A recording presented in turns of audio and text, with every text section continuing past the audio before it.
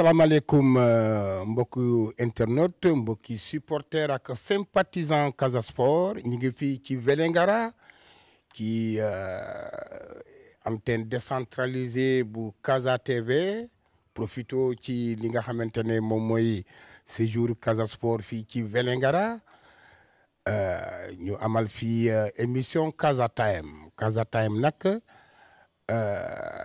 ñu am mbégte trop dalal Siaka Bodian nekk manager wu Casa Sport Assane Diédhiou mu nekk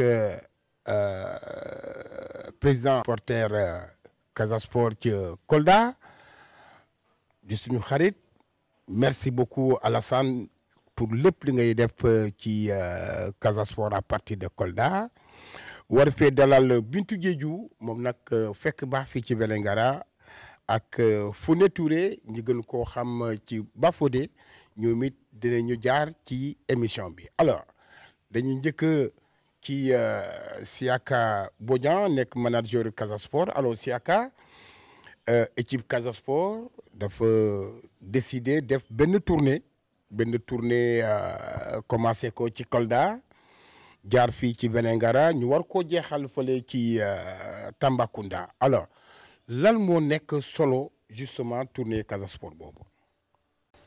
waaw Abdoulaye maa ngi lay nuyu di nuyu auditeurs ak téléspectateurs yi. Casa TV di rafetlu émission bi Casa Time muy émission bi nga xamante ne amal nañu solo trop rawat na yéen waa Casa TV di gën a xamal Casa Sport actualité Casa Sport ci fànn yëpp.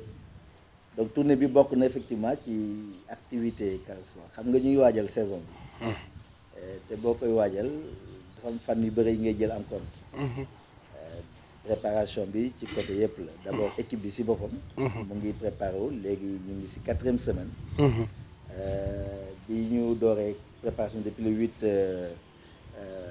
septembre ba tey ñu ngi ci ñu nekk léegi si phase terminale bi pour dugg ci saison bi war a démarrer le 19 octobre donc ñu dugg ci phase match amicaux yi en réalité Casa Sport nag cette fois-ci ñu choisir def d'une pierre deux coups permettre équipe bi mu tàggatu préparer wu am ay match am ay repères mën a répéter seen i gamme ci li ñu leen di jàngal fële ci Djibélor parce que foofu ren la ñu regroupé wu pratiquement di remercier au passage le directeur des eaux et forêts monsieur Ba donc ñu bëgg a boole ñaari mbir joindre l'utile à l'agréable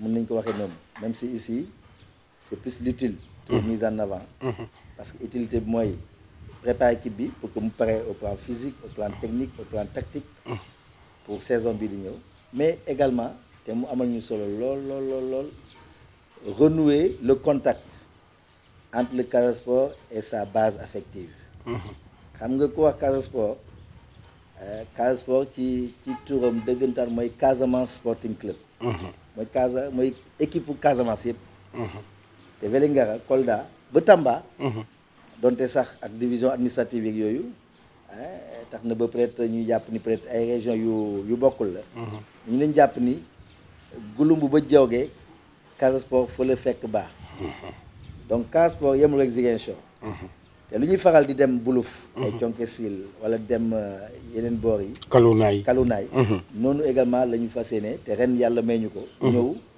ci zone est bi Kolda daa nekk suñu fief la parce que daaw fa la ñu joué saison bi yëpp mais dafa doon prétexte rek jaar par Kolda ñëw surtout saafante ko waa Vélingara saafante ñoom rappeler leen ni ñoom si Casa Sport lañ bokk parce que ëpp na 10 ans ci gannaaw defe naa 2013 la bu ma juumul la ñu gagné coupe la ligue def tournée pour présenter coupe bi waa Casamance ñëw nañu ba Vélingara defe naa boobu la fi Casa Sport gëj am activité alors ci dogal yàlla ak bëgg-bëgg également suñu xarit yi fi nekk di saluer au passage Moussa Niang bu Kawral Vélingara daaw ba ren mu ngi insister véritablement pour que Casa Sport ñëw fi ma ne ko bu soobee yàlla ren bu ñuy tàmbali saison bi ni fi jaar donc l'occasion faisant le larron ñoom seen bëgg-bëgg ak ñun suñu bébét daje véritablement yàlla tudd ni tey la Casa Sport war a ñëw Vélingara donc pour renouer contact bi mais également pour fidéliser supporteru Casa Sport yi nekk Vélingara ci seen taxawaay ci Casa Sport parce que day rappelé ni yeneen at ci gannaaw bu ñuy def ay caravane yu jógee Buluf Kalunaay Ziguinchor Casa Dakar fu ne pour dem supporter Casa Sport lors de ces finales saa su ne caravane daan na jógee Vélingara jóge fi dem Dakar du benn du ñaar du ñett donc lii daa nekk rek dañ koy fàttali rek déjà ñi doon doxal caravane yi ñu ngi fi daje nag ñoom ci mel ni Ablaye Gueye moo koy nuyu au passage de pour la petite histoire son jeune frère Djibril Gueye te mooy président Ale Casa national dëgg la nekk Dakar nekk membre comité chargé du marketing nekk président Ale Casa frère am Ablaye Gueye ne fi Vélingara moom moo doon organiser caravane yooyu donc c'est pour dire que c'est une vieille histoire donc tey dafa nekk rek ñun pour occasion pour ñun ñëw newaat waa Vélingara seen équipe a ngi ngeen jàpp seen équipe la ngeen bañ jàpp seen équipe la mais ñu jàpp ni parce que ñoom firnde nañ ko nañ ci jàpp nañ ci gën a jàpp loolu moo doon solo ñëw bi si mais en plus comme ni ko waxee permettre également aux jeunes footballeurs yi nekk ci équipe bi xam nga Casa Sport ren daa nekk mën nañ ko tuddee équipe new look équipe bu bees la soo jëlee si 29 jours yi constitué effectif bi tey may wax yow 17 yi ñuy soog a yegg si Casa ren donc ñu bees lañu dafa baax ñoom itam ñu xam lan mooy Casa Sport en réalité parce que bu ñëwee ñoom war nañ mën a ñi fi nekkoon ay temps jamono ñoom xam nañu mais ñii dafa baax tam ñoom ñu am culture ñu xam la culture du Casa Sport ñu xam ni Casa Sport c'est plusieurs régions Ziguinchor Sédhiou Kolda Tambacounda ci la bokk sans compter mais la diaspora alors donc loolu aussi baax na pour que joueurs yi xam loolu bu ñu ko xamee itam ñu bàyyi seen xel ñu xam ni saa su ne bu ñu solee maillot Casa war a football Casa Sport ñu xam ni en fait ñi seen xel nekk si ñoom ak li ñu nekk def fépp lañ nekk fu nekk lañ nekk si Casamance donc mu doon sas pour ñoom loolu tam bokk na si véritablement objectif yi enfin comme ni ñu ko waxee puisque ren l'objectif c'est d'avoir des comités à la Casa partout lëmbee dëkk bi fu ne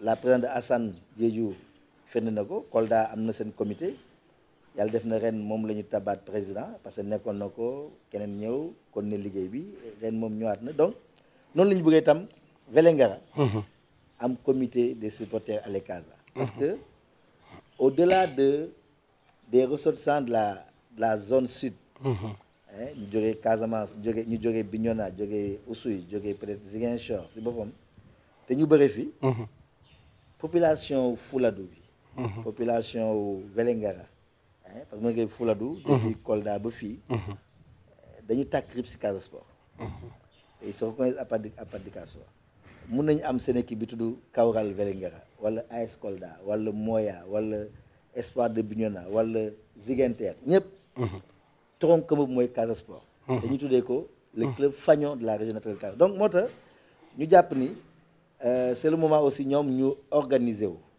ñun dañ leen di mettre rek ci ci kii bi rek ci raay yi ñoom ñu xool ni ñu mën a organiser wu yaatal ko à toutes les populations de Vélingara et alentour parce que xam naa ni Koukandé ngi fii Diaobé ainsi de suite donc fu ne nit mën na fa jóge Medina Yoro fu la yoo xamuloo foofu man xam naa ko mif peut-être xam naa ko donc fu nekk nit mën na fa jóge ñëw bokk ak waa Vélingara mettre en place un comité à la Casa digne de ce nom bi rivaliser avec tout comité à la Casa bu mën a exister fii ci Sénégal donc loolu véritablement boo boolee loolu yëpp véritablement nga gis ni en réalité tournée bi au-delà de l'aspect sportif parce que sport bi moo jiital lépp équipe bi gën di tàggatu di am rythme di joueurs yi gën a xamante joueurs yi gën a mettre en application consignes entraîneur li jox war a gagner ay match parce que aussi bokk na ci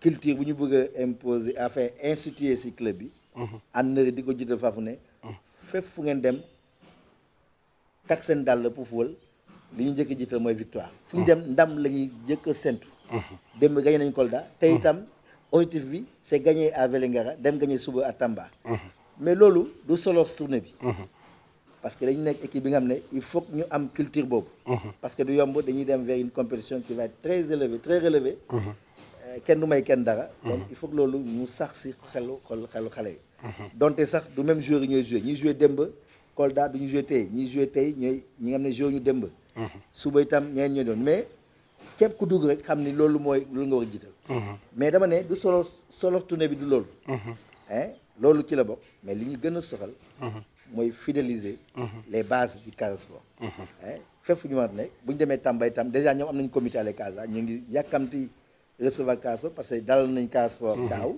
ak yenn at nañ fa demaat ñoom déjà am nañu taxaw mais lii gën a dëgëral seen taxawaay mooy Casa dem fa moo tax ñu takk suñu tànk de véritablement ne métti na trop parce que jóge Kolda même Ziguinchor même jour bi ñëw joué Kolda joué pare tegu ci yoon bi ñëw fanaan Vélingara te itam dañuy joué teguwaat suñu dem Tamba donc day xaw a métti si xale yi mais dañ jàpp ni c'est un mal nécessaire dañ ko war a def pour intérêt Casa Sport parce que population yooyu itam au-delà de cette organisation dañuy ñaanal club bi te Casa Sport club bu soxla ñaan la club bi nga xam ne si ñaan également la sotteekoo ba toll fu mu toll nii du ñu bàyyi benn yoon gannaaw ñaan yi parce que nit ñu baax kese ñoo lënk Casa Sport ba tax na bu ñu leen fekkee Vélingara fekk leen Kolda fekk leen Tamba comme ñu leen bàyyee Ziguinchor feneen ak feneen évidemment li war a am solo la ci club bi jërëjëf Siaka vraiment tënk nga li nga xamante ne moom mooy solo tournée Casa Sport fii ci zone est maanaam Kolda Vélingara dem ba Tamba alors Alassane Diédhiou ñu ngi lay nuyu Alassane yow nga jiite ale Casa bu Kolda daaw gis nañu sa taxawaay bi Casa doon joué fi nga xamante ne moom mooy Kolda gis ni nga farloo ci wetu équipe bi alors tournée bi ñu fexe ànd ak yow ba fii fi nga xamante ne moom mooy Vélingara alors nan nga jàpp ne yow en tant que président ale Casa bu Kolda nan nga jàpp ne noonu ngeen fas yéene yan stratégie ngeen tëral justement pour que ale Casa mu am benn sous-section fii ci Vélingara.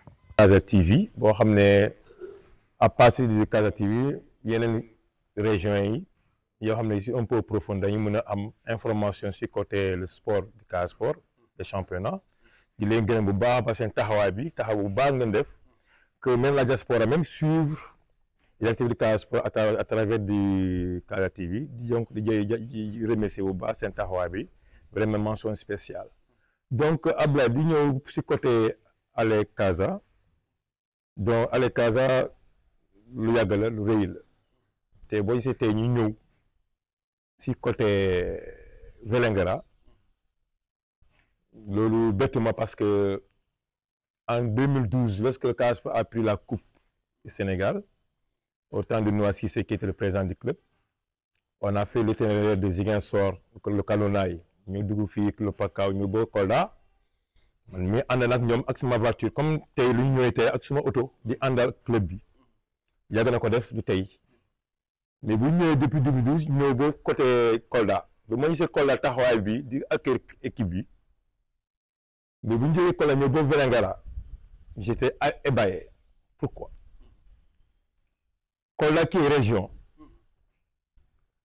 le taux d'accueil du club avec la coupe du Sénégal mais bu ñu ma ñëwee fi Kolda Vélingara j'ai dit non c'était le double bu ñu ñëwee ba dugg à 2 kilomètres de Vélingara on avait des problèmes la caravane d'aller attirer à Vélingara tellement il y avait beaucoup de monde qui sont sortis il faisait nuit à 21h mais on était tellement difficile pour dire que il y a quelque chose que je m'attendais pas ici à Vélingara mais il est important depuis lors ça me manquait à la tête et au moment où j'ai créé le comité ale Casa en 2014 à Kolda pour mon premier mandat et j'ai fait deuxième mandat en 2016 ma dugg si ma ne pourquoi pas Kolda est à une commune régionale, pourquoi pas d'aller créer un comité, sous-comité à Vélingara et à MIF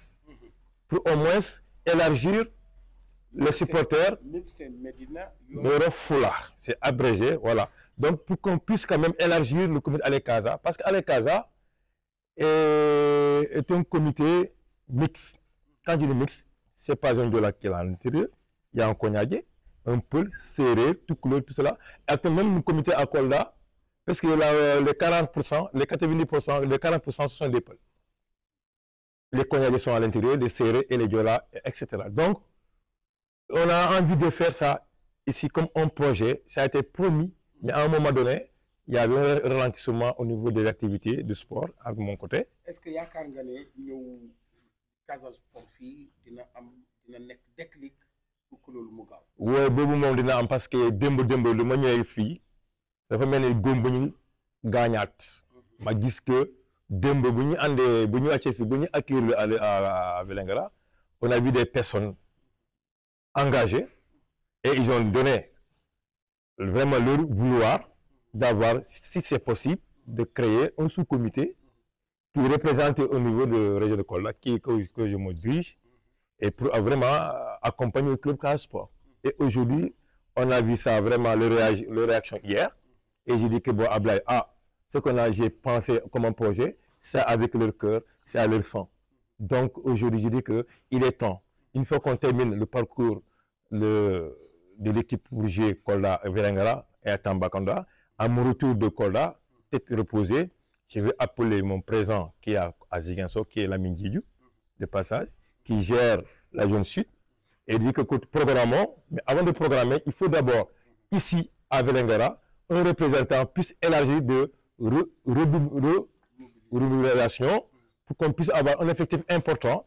Après maintenant, on donne ficeler une date très noble qu'on quitte programmer de Ziguinchor à Kolda et on descend pour vraiment installer le comité à Kolda à Vélingara.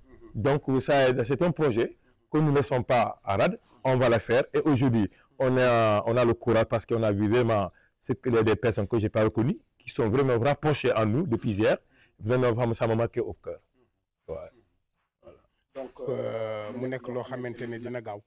Gaaw loolu moom bu ñu paree demain mu ñibbisee j'appelle à Ziguinchor qu'on a fait Kolda, Vélingara, Tambacounda, mais j'ai vu d'importance des gens qui sont prêts à mouiller leur maillot pour vraiment accompagner le club comme supporter. Diédhiou jërëjëf Assane Diédhiou dafa mel ni ay Diédhiou rek gis nga beneen Diédhiou moo fi nekk di Bintu Diédhiou Bintu ñu ngi lay nuyu.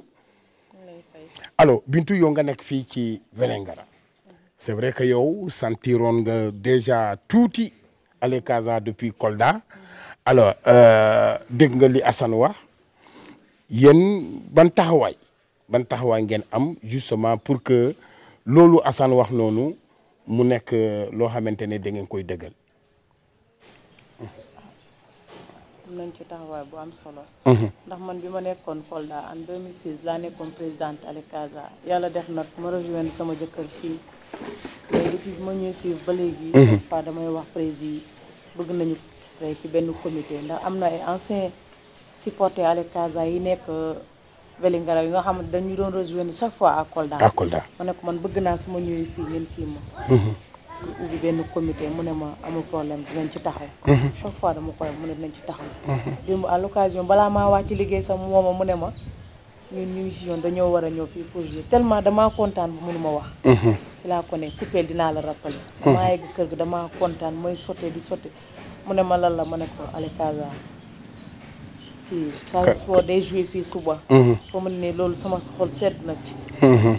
si la ma ne mu ne ma ça fait l'occasion. parce que dañu créé benn comité fii nii pour ñu mën a ci ma ne ko loolu de boo ko defee naa kontaan ndax ñu bëri ñu ma koy wax. mais man tafa à chaque fois man tam maa ngi koy wax mu ne ma dinañ ko def comme occasion bii kay. xam naa mën nañ ci saisir tamit. ñëw bi comité bi. yaakaar nga ne comité bi fii boo leen ko taxawalee fii dina bëri ay supporters. non xam naa démb affaire bi wane na ko parce que man démb j'avais pas le temps. waaw amoon na benn liggéey bu ndax bu ma joxoon démb. moo tax j'étais pas présent là-bas. mais sinon démb moom wane nañ ko parce que dañ ko wax suñu groupe yi. dañoo yore ay groupe fii. démb dañ koo def foofu dañ koo lancé foofu information quoi que ne dañ dem recevoir gars yi fee. fekkewu ma de. mais liñ ma wax rek doy na. parce que j'avais pas le temps dem moo yónnoon démb tuuti bañ liggéey démb. parce que dafa mel ni même ci biir dëkk yi wër Vélingara mel na ni am na ay supporters yu fa nekk. partout kay. partout Diaobé Manda Douane Gouloumbou partout. moi j'ai des gens qui viennent chaque fois me dire nañu ubbi fii chaque fois dama koy wax. ñu amoon na benn année ñëw na ba am sama ko 3 jours amoon na fi benn semaine wax naa ko ma ne ko président fexeel nga ubbi fi benn comité. te gars yi ñu ma koy laajte chaque fois. te xam naa bu ñu ko ubbee moom dinañu réussir. d'accord alors Founé Touré ñu gën koo xam ci Bafodé yow nag fi nga nekk fii ci Vélingara tam alors yan stratégie nga yaakaar ne boo leen ko tëralee loolu dina indi vraiment supporters yi nekk fii ci Vélingara ak di ko wër ñu mën a intégrer comité Allez Casa. voilà man avant tout d'abord maa ngi leen di gërëm. di kontaan si yéen. seen ñëw bi fii vraiment ñun pour ñun. loolu dafa xaw a tardé suñu. dafa tardé si ñun. c'est man tey. avant damay présenter sama bopp man animateur rajo la. et je suis aussi un président d'une troupe théâtrale. je suis acteur culturellement. voilà bon en 2012. kii lu muy wax noonu. Allez Casa bi muy ñëw fii. bi muy jëlee trophée bi muy ñëw fii. ñun ñoo ko demoon teeku ak sama troupe théâtrale. kon man Moussa Niam bi may woowee maa ngi stade pour tracer. pour defal mais mu ne ma bàyyi lépp parce que xam naa la moo tax ma bàyyi lu may def ñëw. bon c'est li nga wax question bu nga posé nii pour former fii benn kii supporter Allez Casa. loolu lu yomb na ci ñun. non loolu c'est pas compliqué. loolu c'est pas compliqué parce que bu dee démb bu dee bëccëg ngeen ñëwoon. bëccëg bu dee ngonaal bi ngeen ñëwoon fii. ci ngeen da xam ne vraiment Vélingara Allez Casa déjà benn mu ngi fii. bu dee démb ngeen fi ñëwoon. da ngeen doon xam supporters yi fi nekk. te ñu nekk ci ginnaaw Casa aussi. ñu nekk ci ginnaaw Casa. ñun bu ñu sañoon tey. match Casa bu nekk. dañuy dem. mais amuñu moyen boobu. mais pour ñun bu ñu sañoon. bu ñu amoon. match Casa bu nekk. dañuy assister. te boobu da ngeen di xam aussi Vélingara ñëw na. parce que lépp la ñuy indaale. te du supporter rek. mais am na lu bëri da nga ko war a yóbbaale aussi. pour jàppale sa équipe. comprendre kon man loolu laa bëgg depuis Moussa wax ma loolu da noonu laa bàyyi tracé terrain ñëw. xam nga nit rajo. ñun tey bu ñu naree ne dañuy former léegi comité man mii maay toog. ci rajo bi ma ne suba am nañ rencontre telle école. képp nga xam ne bëgg ngeen nekk ci supporter Allez Casa fekk la ñu telle école te dañuy ñëw man dañ may wuy si wax ma keneen moom dañ may wuy si kon dañ de Moussa Niang Ousmane Balde ma ne kaay leen fekk ñu ma terrain man Bafodé maa woote dañ bëgg former benn comité supporter Allez Casa non non duñ fa xëj keroog incha allah man moo tax dama ne Moussa depuis mu wax la ma loolu lii dafa yeex ñi dañoo tardé tuuti depuis 2012 bi ñu ñëween fii teeru bu ñu leen teeroon bu ñu continué woon loolu kon tey lii te man je pense que hier bu dee ay 16h 17h ngeen ñëwoon fii non parce que mais c'est ça on allait sortir le kankuran man suis mandinka nte mandinkolti te mandinko ni joolay telle mo kilin tel be kili ntel be Casamance le fula du jigéen so ntel be mo Casamance dinglete te ni bi ni na Casamance comme ñi équipe basoto min bele ñaan takalo kama koy kara bela odun ta Allah janna ñi adiyatantene mbe nga suru afole bari nga moy susu mbo fanam folal man ya ga ba folale parce que on kan émission la nuit du matin en collecte ya ji kon il faut nga man nga kan du ndijero vraiment tel sewota comme keba ma ya fu ñane al ñanta kata ko al tourner nali bandi nata de Kolda ay jigen sor kili président keba ni ay afu ko Vélingara lafta lola Casa ka équipe Casa fenke ni jant Casa Sport yen ni janto il lafté le comité fenko supporterol lafta former la le plus vite possible tel fana mbal koma nal pare talu ngonu tel pare tel be pare Sport la ñi na jang wo yese wo no wo kunu mansino mais niaji bi mbal ngajare nana man ta terrain tracé mais ka ite bi ngal tra terrain to man soute mais ngamo jama kontonne jeto kabrin kunum be bor la be la sol san ko président ko ñin terrain c'est vrai am beta bal nga la so kije del tata ka tracé président bay do ko le jaay kila ko ñe ko do ko bulayna ga ko sisi Casa Sport la équipe jareta ñola le jareta ñola parce que pour mu abe Casamance le ko non te mu Casamance dingleti tente Casa Sport bulala ngata Saint-Louis supporter jamais de là ibundi sur pour ka fo supporter rol bi mbe ko kiline fola vere ngaraja wala dunia be Casa Sport la supporter be dawdani nga nyumuta nga kilinti nga Casa Sport mako abitala nyaato nyame parce que bini Casa Sport tata nyaato Casamance le bele tata nyaato momentu koma adindinke ba musuka fike bele tata nyaato ngal dani wala supporter Casa Sport be dawdani nga nyumuta nga kilinti nga tunna equipe koma nge pousse parce que niaje équipe fanambe sembo sur terrain kono tribunal kan nemde tribunal kan ni tribunal kan duuta damma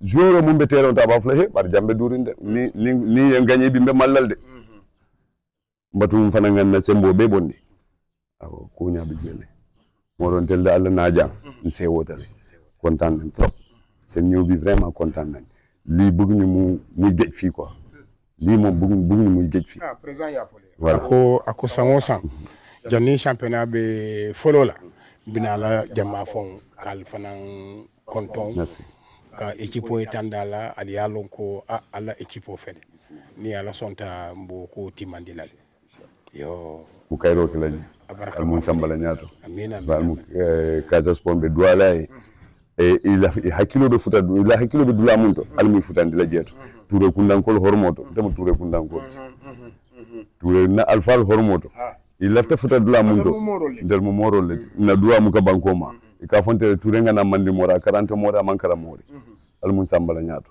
al mun futa la ñaato al mun sambala ñaato fo ngata fo championnat d'Afrique man laf dan na Sénégal jande championnat d'Afrique laf tol te ni ala sonta abe sonne ala le ala barka men cameraman be kontona mbe délégation be kontona nse wota ala barka Moussa Nia ñu ngi lay dalal yoyit Moussa Nia wax deug yalla nga nek président Kawral yéen sababu sax voyage bi fii ngeen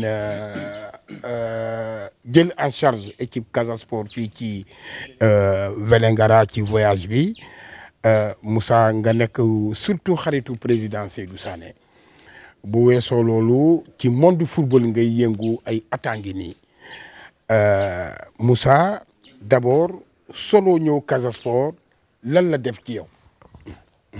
Merci beaucoup Ablaye Sambou maa ngi leen di véritablement gërëm di leen sant di leen vraiment en tout cas remercier pour seen ñëw bi fii parce que tey ñun c'est une immense fierté pour nous Vélingarois la toute Casamance tey ñuy recevoir tey de Casa Sport c'est une vieille doléance bi nga xam ne tey population bi l'ensemble des 14 communes du département mais aussi des 3 pays frontaliers du département. Je rappelle que Vélingara est le seul département frontalier à 3 pays. Aujourd'hui vous allez voir les deux Guinées, la Gambie, ñëpp mobilisé wu ñëw fii pour xool le Casa Sport. Loolu rek maanaam doy nañu. Le score wala le kii c'est pas important pour nous. Le plus important pour nous c'est que nit ñi gis seen équipe fañon parce que nous sommes tous des supporters qui naturels de la du Casa naturellement quoi naturellement on n'a même pas besoin d'appeler du wala non tout le monde supporte Casa ici donc tey bu ngeen ñëwee fii maanaam fekk si ñu day gën a tax nit ñi gën a maanaam jàpp équipe bi et ça c'est important à mon avis parce que le Casa au-delà même de la Casamance naturelle ça doit partir même du Sénégal oriental jusqu'à Diogué. Donc aujourd'hui, c'est une immense fierté pour nous de remercier toute l'équipe véritablement dirigeante, que ce soit le président Seydou Sané, que ce soit mon grand Siaka, qui est le manager général. Véritablement, nous sommes honorés, quoi. Aujourd'hui, il n'y a pas de mots. Vous avez vu tous nos anciens, les Ousmane Baldé, le président, les Madouba, ils sont tous mobilisés, les Keba Dianté, il y aura le Lakamou qui va venir de Koumkane, qui fut qui fut un ancien joueur du Casa, il va venir. Les Bayo Dabo, nous ils sont là. Les meilleurs parce qu'on a besoin de ça. Et vous allez voir, ça va beaucoup plus coller à l'équipe. Les gens seront beaucoup plus collés à l'équipe, Inch'Allah Rabbi. Voilà un peu les quelques mots que j'avais à dire. Alors, ci biir loolu gis nañu ne au niveau de Allez Casa ñu ngi waajal installé benn comité Allez Casa fii ci Vélingara yow nga nar ci dox ay tànk jéego yu am solo loolu noonu nan nga jàpp ne nan la ni ñu war a def justement pour que loolu mu nekk lu dëggu. Effectivement xam nga man ça a été une en tout cas préoccupation pour moi. Il y a presque 10 ans, j'avais contacté des jeunes ici. Manalen, je ne peux pas comprendre qu'à Kolda, qu'à Tamba, surtout à Tamba, qu'il y ait des comités Allez Casa et que Vélingara Mobanyam Allez Casa. Ça, pour moi, c'est pas normal. D'autant plus que Vélingara aujourd'hui, c'est le plus grand département de la Casamance naturelle.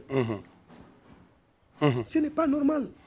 D'autant plus que dans le passé, on a été en finale à Dakar. On avait mobilisé des gens, ils étaient supportés.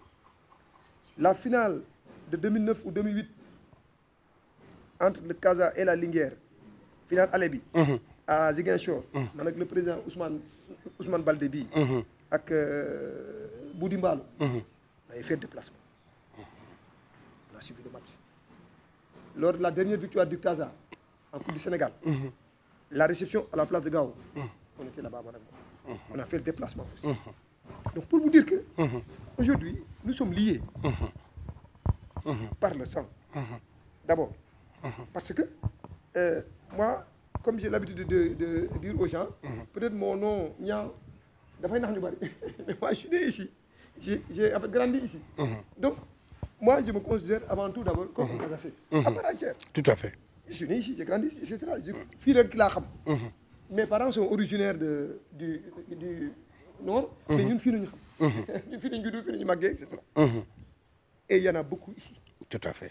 Donc, par rapport à ça, comme je l'ai dit, ça a été une vieille, en tout cas, doléance. Et hier, lorsque les dames sont venues, avec les yaya et autres, toute la communauté,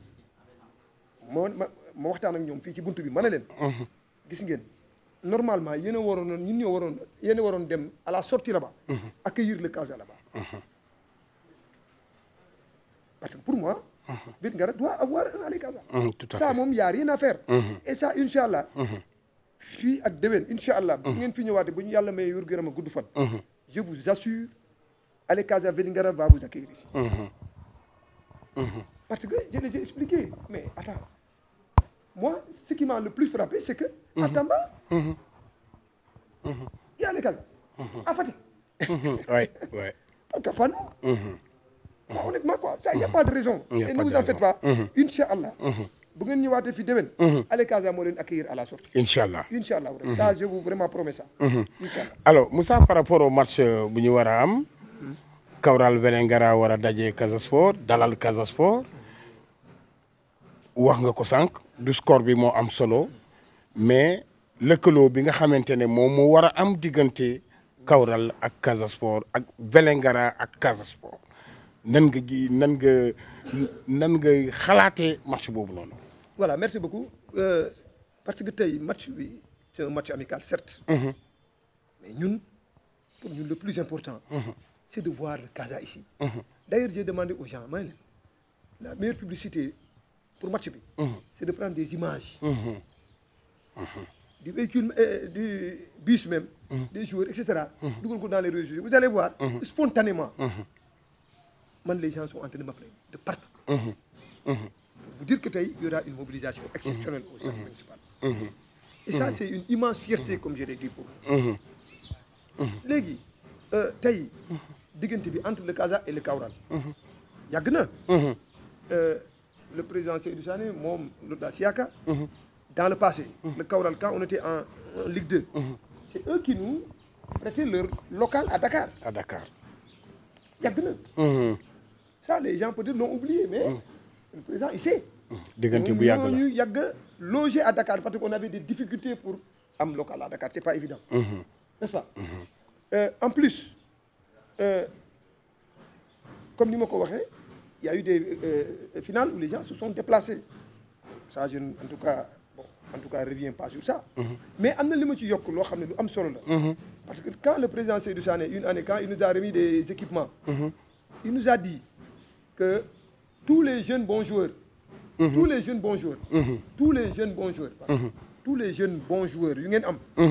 on va prendre parmi vous des joueurs qui ont voulu faire des tests. Et cette année, il y a eu 3 joueurs. Il y a eu 3 joueurs de Vélingara. Ils ont à Ziguinchor pour un test. Et imaginez, ça a fait un écho extraordinaire ici dans cette ville. Tout le monde était content. Parce que Nini, il commence à voir le bout du tunnel. Et ça, c'est important. Parce que j'ai dit à Seydou Sané, parce que nous, ici, on a un peu de visibilité. Parce qu'on est dans une position géographique excentrée. Ce qui fait que, pour nous gagner, ce n'est pas toujours évident.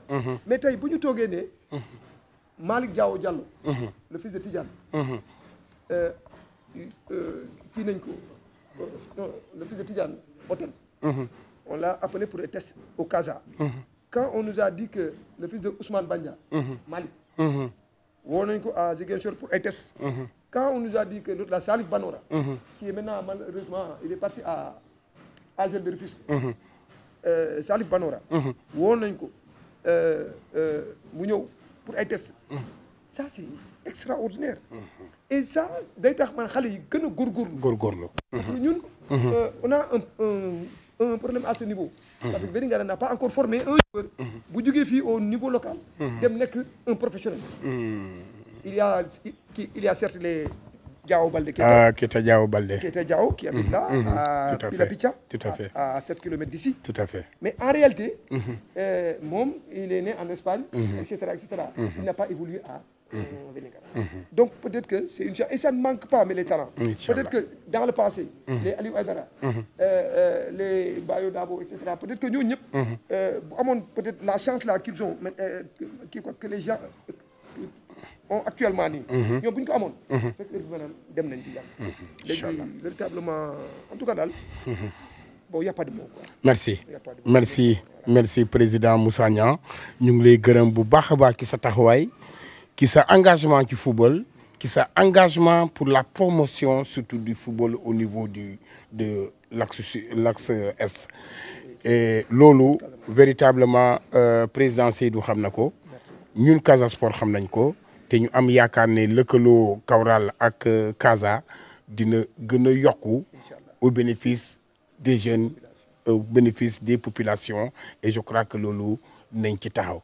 ñu ngi lay gënam bu baax a baax président Ousmane Baldé nag nekk xaritu président, mais Ousmane Baldé fekk baax fii ci Vélingara mënuñu ñëw fii ci Vélingara amal fii ay activité te joxuñu ko kaddu. Ousmane ñu ngi lay nuyu. Ablaye maa ngi lay fay di nuyu waa Casa TV. waa Casa Sport délégation bi yëpp maa ngi leen di nuyu di leen sant à travers vous.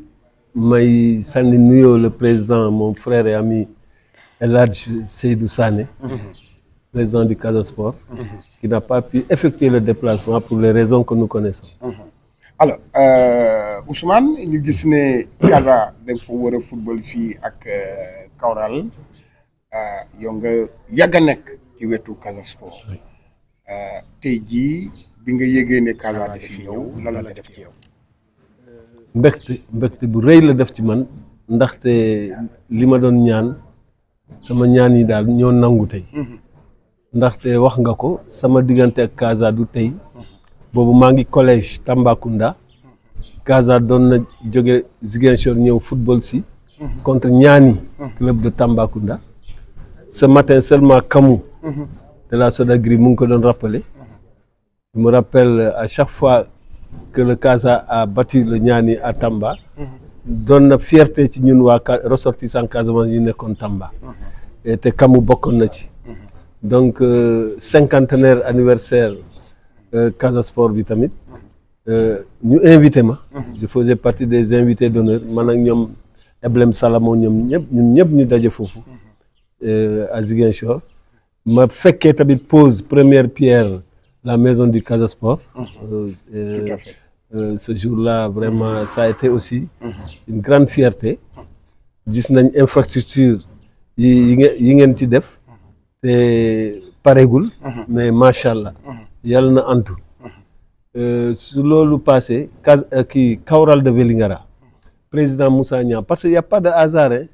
Dieu a tout prévu Moussa Niang mi toog tey man ak moom à chaque fois Casa su amee un grand match moom sax léeg-léeg moom mooy averti ma ne ko noonu loolu kenn duñu ko nettali dañuy dem donc doon na ko rappeler les grands moments du Casa Sport à Ziguinchor man ak moom jóge nañ fii dem fekkee donc su fekkee ne tey Casa jóge na Ziguinchor di à la veille du démarrage de la saison ñëw def tournée vraiment à l'est dem ba Tambacounda loolu ñun lu rëy la ci ñun ndaxte Ziguinchor moo doon capitale régionale man ba léegi sama bulletin de pays région Ziguinchor moo ci nekk région de Ziguinchor parce que comme bi may tàmmali liggéey Ziguinchor moo nekkoon capitale régionale donc ça loolu changé wu Moussa mi toog à chaque fois Casa Sport non Kawral di dem di Sédhiou di dem Ziguinchor dafa may woo président équipe bi day déplacé wu on a des problèmes de tuteur ak yooyu man may woote Ziguinchor sama relation ak waa Casa Sport damay woote rek Seydou nekk fa bañ faa nekk yéen su ma leen wooyee ngeen wutal ma logement pour waa Kawral Sédhiou la même chose donc loolu mbégte la ci ñun loolu moo tax ma ne comme Moussa nu mu ko waxee président Moussa il faut que Vélingara am une section comité supporter Allez Casa te ñun dinañ ci taxaw c'est vrai qu'on a pris de l'âge mais football sport amul loolu diriger sport loolu amul âge donc ñu ngi ci biir on va Kamou est là il est plus âgé que moi il s'est déplacé à moto depuis Koukandé ba fii plus de 30 kilomètres donc malgré son âge cela veut dire que ñun ñoo war a encadrer jeunesse bi ñu encadrer jigéen ñi ba ñu samp fi Allez Casa c'est surtout que vous avez des éléments comme Ablaye Gueye qui est de Boudodi il a c'est une famille sportive la famille Gueye d'ailleurs vous rappelez que le président actuel de Allez Casa au niveau national c'est son frère donc Ablaye Gueye ne ménage aucun effort ici pour relever tous les défis de sport au niveau de Vélingara donc dinañ taxaw ak moom liggéey bi incha allah. Ousmane ñu ngi lay gërëm bu baax di gërëm sa taxawaay di rafetlu sa taxawaay di gërëm Kamou bi nga xamante ne ancien joueur Casa Sport la jógee depuis Koukandé ba fii fekk ñu fii ñoo saafante ak délégation bi nuyu le maire de Vélingara, le président du conseil départemental de Vélingara, les autorités politiques, religieuses et coutumières de Vélingara. Casa Time fii la ci Vélingara prochainement dañ ko amal feneen ñu ngi gërëm les équipes techniques di Keba Diatta Moussa Gano Cheikh Goudiaby jërë ngeen jëf ba beneen numéro.